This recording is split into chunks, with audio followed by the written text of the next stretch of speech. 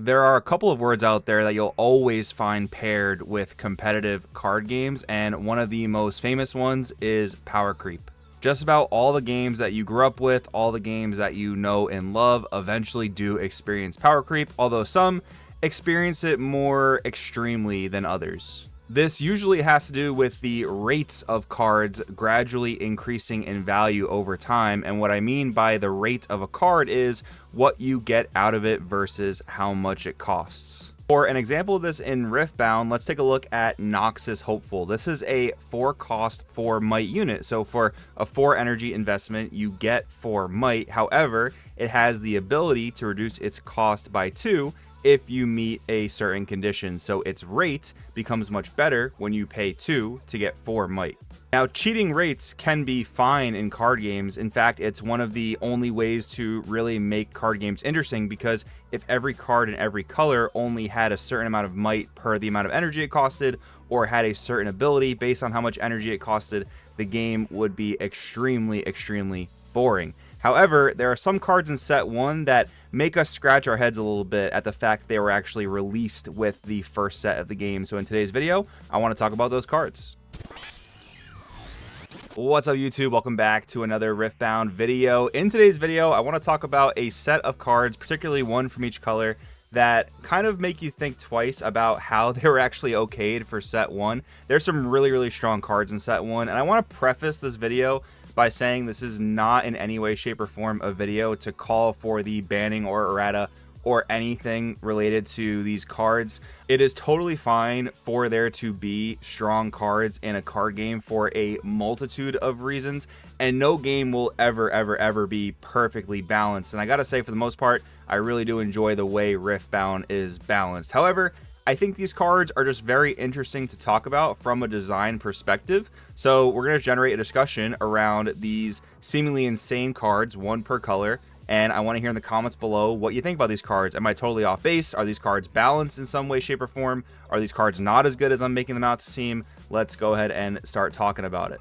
The first card I want to talk about, which really inspired the idea for this video, is of course Dazzling Aurora, coming fresh off of a regional win. Everyone had this card pegged as one of the most, if not the most, powerful cards in the format because it introduces what is called inevitability to the set 1 meta. Inevitability in card games means that if Aurora goes unchecked, whether the gear is not removed in some way, or the units aren't answered, or the deck is not pressured enough by the time Aurora comes online, the deck will just inevitably, without fail, win the game because you amass such an insane advantage of huge units that your opponent is just not going to be able to deal with, and they're eventually just gonna lose the game. That's what inevitability is. And having inevitability in card games is not inherently a bad thing. I mean, for one, you just need rounds to end in competitive tournaments. So late game control inevitability win conditions are generally an okay thing, and they give aggro decks almost a reason for existing, right? So there can be a good balance there of inevitability control strategies and aggro strategies, and then having mid-range strategies in the middle to sort of deal with those aggro strategies. However, I think there are two main problems when it comes to Dazzling Aurora. One of which, for being such an insane inevitability promoting card, this card can come down super early. I mean, we see Aurora come down on turn 3 a lot of the time, but it almost always comes down on turn 4. But it feels like Aurora comes down just a bit too early in most games of Riftbound, because what happens is, let's say you have an aggro deck like Jinx up against an Aurora deck. Jinx would normally, by most other card game standards, be very well positioned to deal with a deck like Aurora. However, what happens is, if Aurora gets online by turn 3, you just start producing these huge units. A low to the ground aggro strategy like Jinx just isn't going to be equipped to deal with massively huge units. And yes, that's the whole point of the Aurora deck and why it might have a chance in that matchup. But when it comes down so early, it just leads to rough play experiences when a Jinx player or even a Darius Hook player is phased out of the game and now has to go through 3 to 4 turns of knowing that they can't win because they physically cannot match the might you're putting up with Aurora, but they have to just watch their 7-point lead go down to a loss because of the card and how it functions. Again, this is not a video calling for any sorts of bans or erratas. Of course, there are answers to Aurora out there, and I do think that new decks are going to pop up that do punish these late game sort of greedy Aurora strategies. However, if I had to nitpick one thing about Dazzling Aurora, I do think it should have had a third orange power cost. The main reason I say that is if you play Aurora on 9 energy and have to recycle your 2 power, the next turn you go back to 9 energy so you can cast another Aurora, and that is like one of the most oppressive game states that Riftbound Set 1 has to offer. So I kind of wish that that wasn't really a thing that could happen, but still, I guess it's relatively fine. We'll just have to wait and see how competitive players adapt and find new answers to Aurora in the meta. Next up, let's talk about Falling Star, which is a really hot button topic in the community, especially with all the success that Kaisa had in the first 3 weeks of the Riftbound competitive format in China. Falling Star takes the concept of rate that we talked about at the beginning of this video and totally flips it on its head. For 2 energy and 2 power costs, you get to kill either 2 3-might units or 1 6-might unit. Now, it's hard to quantify exactly how 2 power and 2 energy converts to a maybe 6 energy 6-might unit or a 5 energy 6-might unit, but still, I mean, whenever you're casting Falling Star, it feels extremely unfair, and obviously that is exacerbated by Kaisa taking care of one of the power costs, so it feels like a 2 energy 1 power card, and that really seems unfair.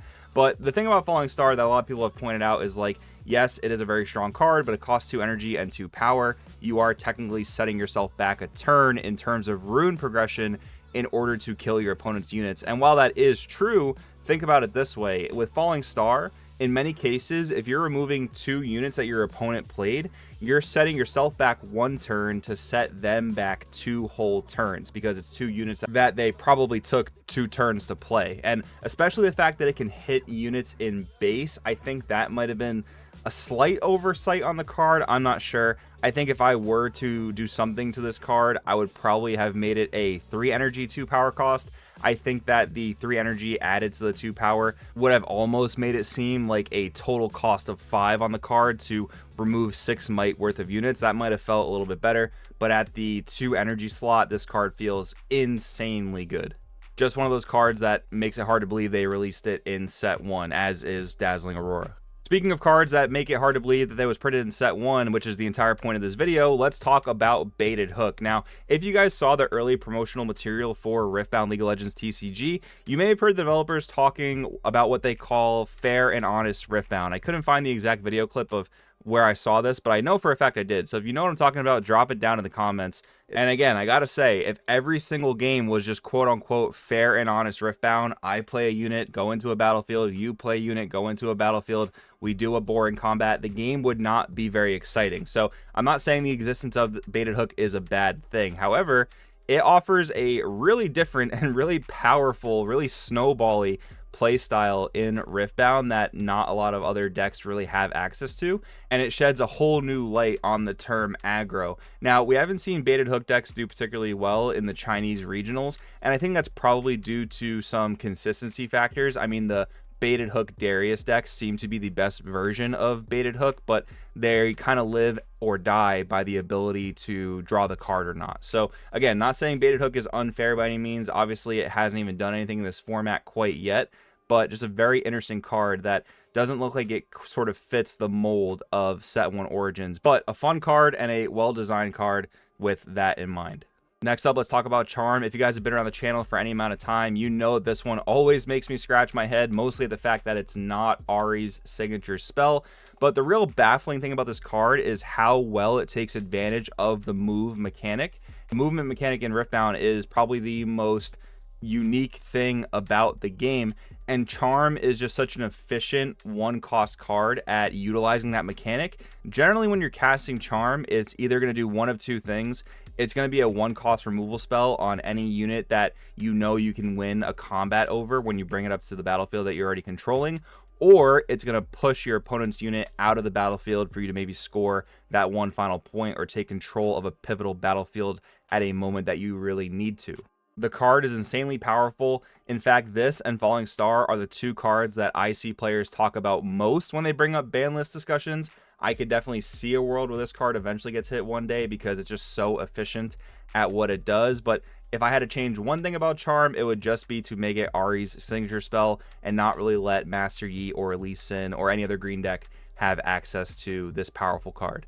Next up is Singularity. Now, this is another funny one because it's not seeing a whole lot of play right now, but that's because of these specific trends in the meta. But Singularity has a very similar conversation around it compared to Falling Star, because the rate of what you get for casting Singularity at its maximum potential is just insane. You cast 6, you pay 2 power, which is not an outrageous cost at all, especially for what the card offers you, and you get to remove 12 might worth of units from anywhere on the board.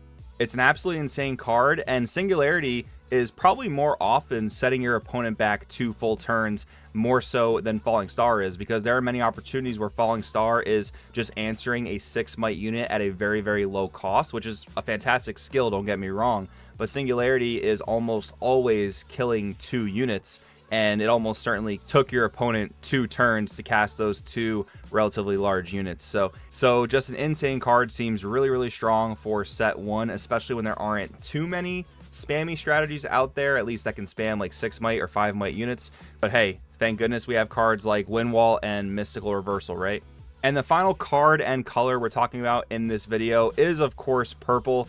Purple, probably the weakest color in the current format. There aren't really too many purple cards that people are kind of calling out as outrageous or overpowered, but if I did have to talk about one card in this color that kind of makes you scratch your head when you think that it's released in set 1, it's probably going to be Ride the Wind. Very similar reasoning to Charm in that it just takes the move mechanic and utilizes it extremely well and extremely efficiently for a low cost. Taking a unit that you played in your base, probably tapped, and then for the additional cost of only 2, getting to both move it into a battlefield and then ready it to either retreat or potentially gank over to the other battlefield is an absolutely insane ability to have. Obviously, it takes the right setup and the right strategies to take the most advantage of Ride the Wind, but this is a card that I'm going to recommend you keep your eye on, because in future sets with future decks that get more and more efficient units, this card is going to be ridiculous. I can 100% promise you that. And with that being said, that's what I got for you guys in today's video. Again, let me know in the comments below, would you have picked a different card for one of the colors that I talked about in this video? I know that like Grand Stratagem might be one that people would want to talk about in yellow, but because Grand Stratagem is kind of just a stat stick on a card, I can kind of see it being a more appropriate set 1 type of thing. But again, guys, let me know in the comments below what you think. Don't forget to like and subscribe if you liked the video, and I'll see you guys in the next one.